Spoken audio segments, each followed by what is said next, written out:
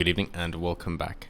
So, despite my previous adulation that grades have been lowered, even though the vast majority have not been, as in 60% or just over 60%, have not been lowered whatsoever, and single percentage points have also been graded higher as well, with yes, only 0.06% raising 2 grades, and almost a third being 1 grade lower. That also, given that, with the difference when they say most disadvantaged, medium disadvantaged, and least disadvantaged, the disadvantage here is saying you're most disadvantaged if all you get is what the government suggests, whereas you're most advantaged if you don't have to do what the government says, which is a fantastic slipping of the mask.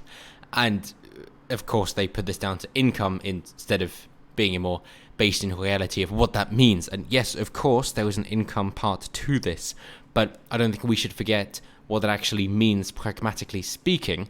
And what Ofcol have said, that the regulator also said it looked at potential advantage or disadvantage across different demographic and socioeconomic groups of its methods.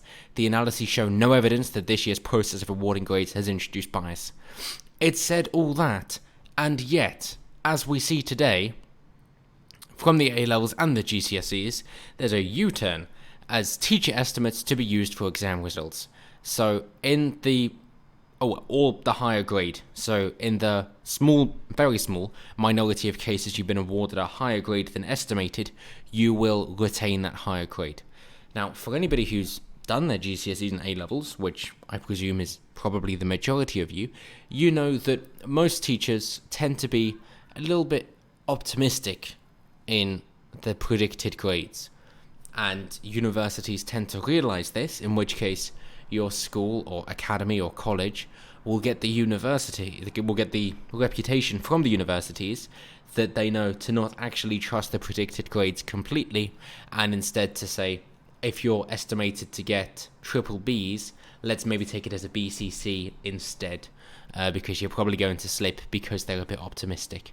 On the flip side, if it's more of a harsh college, and you're estimated to get triple Bs, then they will accept triple Bs, or maybe think you'll be an ABB, in which case they'll be more lenient in their acceptance of you. So, the results from this complete U-turn has been to favour anybody who has an optimistic teacher, which is to say a teacher that wants to look good despite having no evidence for it. And of course, the predicted grades do have to be realistic at the very least, but given that some students had of course been downgraded by a couple of grades or more, it does suggest that maybe at least a few of these teachers were far too optimistic in what they had put forward.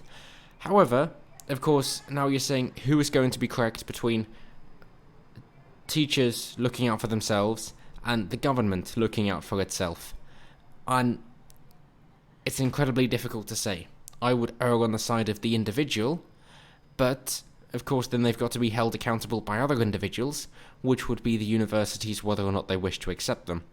And I'm hoping that that'll be the final result. So the results will come in for the universities, and they will say, okay, we understand what your predicted grade is, and therefore what you've been accepted to have had. However, we do understand what the school is like, and therefore we've taken that into consideration. And I do sincerely hope that the universities do stick to that if they know a school is going to be too optimistic, then they will say, well, no, we're not going to do that. Because it is vitally important that any child or parent has an accurate representation of what college it is that they're going to. As in, you have to know that if the previous predicted grades were all A stars, and yet people came out with only Bs or Cs, then it's probably somewhere that you should look at the Bs and the Cs instead of the AAA stars. And it's vitally important they know the level of education that they're going to get. That is where the free market, of course, comes into play.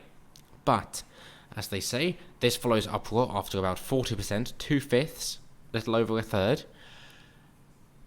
of A-level results were downgraded by exams regulator Ofqual, which used a formula based on schools' prior grades, as in they're using the reputation from the schools in order to make them what they would expect them to be. So if you've been downgraded a couple, it's because your teachers tend to be a bit too optimistic in what you're going to achieve. Obviously, when it comes to the end of things, and at the end of the day, you might decide that grades are vitally important to you, in which case you're going to outperform the predicted grades, even in an optimistic school, because your grades are so important to you. Or, if you just think, well, it's a grade, then you're not going to do as well as they predict you will. So, as they say, the Education Secretary told reporters Number 10 does not get any of the detailed data before schools do, but when it's all these quite concerning outliers, they ask questions, understanding why you might have some individuals who are doing exceptionally well in a school that isn't. Mr. Williamson said he hoped BTECs would be subject to teacher-assessed grades and that the government was working with the awarding authorities to ensure this happened. He also revealed the temporary cap on the number of places that universities can offer to students would be lifted, which surely goes against the idea of going to a prestigious university, which is that only a few people can get in, and therefore they have better attention from their professors. It seems to be shot in the foot in terms of that. In terms of the higher performers, the people who have earned their places, won't be receiving what they had expected to receive in terms of the university that they had expected to go to. And the grades here, which, although I understand that for these teenagers it means a lot to them, very, very often in these cases, you've really got to understand that they don't really know what they're talking about. And you can just look at high school or university dropouts, or people who have never gone to university, people who don't have a degree whatsoever, who have done exceptionally well, as I've mentioned before, because it isn't nearly as important as it used to be. And it's for very niche things, and not for anybody who is more creative and wants to make their own way in life. So of course people are calling for Mr. Williamson to resign, as is always the case. It's like, oh, you've made a decision that some people think is a mistake, therefore you should go. And now they've got reports of individuals who have scholarships, as well as, of course, you've got to include Alaa Mohammed, who faced missing out on her dream of studying medicine after her A-level results were downgraded. And you've got to love the BBC, you really, really have, to say that she was predicted AAB. And, of course, this is an Islamic woman. This is a female Muslim, so they are the most protected of protected people. If only she was also black and lesbian, and then it would be ideal. It would be even better than a trifecta. But her grades fell to EED. Maybe should have found a different school. But rest assured, the government will come to your rescue, as she now hopes she will be able to study medicine at a top university in Pakistan. So maybe she's being very savvy in knowing that British education is amazing and fantastic, but the university debt isn't worthwhile, and therefore it's better leaving again to go study somewhere else. If she decides to come back to England, she better bloody well hope that it's a transferable degree. So, UCAS have of course had their own difficulties with this, saying that it would be issuing new advice for students and schools, which would be sent directly to students as soon as they were able to take a decision, because although, despite these increases in grades, we'd already seen more people getting top grades than ever before, and we were concerned of the inflation even before that, and now we're going to see even more inflation with students getting higher grades than we would like, because how the hell can you delineate between the students of how good they are if everybody were to get A stars, which I'm sure everybody would love, except then realise that you can't delineate between them, and now the grades are utterly useless. You need people to do badly to understand how good the people are who do well. That is the entire point of it. So if everybody's doing so much better, then you failed. If you have an exam, if you create an exam where everybody gets 100%, then you failed. Some would say, if you make an exam where anybody gets 100%, you failed.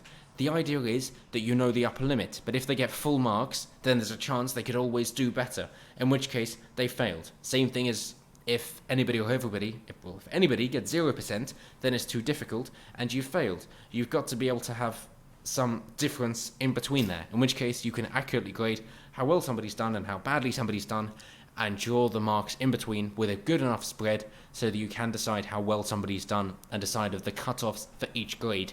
That is the idea behind it in order to get people to university, but I really wish people would stop deciding to go to university, because for the vast majority of people, it is a complete waste of time. It is terrible debt. You are then trapped into something which is not worthwhile, and you should not do it in the first place. And I just really wish this was a wake-up call for people to understand it is not worth going to university. Maybe you should reconsider what it means to be successful in life and understand that you cannot rely on the government, and that includes their student loans and what they think your education is worth. You should not rely on them. You cannot trust the government. You have to be able to rely on yourself, your friends, your family, and the people that you know and trust because of good standing, and not because of some strangers hundreds of miles away. But I suppose until that message actually gets received by the individual students, and until teachers understand that what they're doing is teaching their students how to learn and not what to learn, then the teachers will continue to just think that university is the best bet for them and their students, and that is what really needs to change. But as always, let me know what you guys think down below, and until next time, have a good one.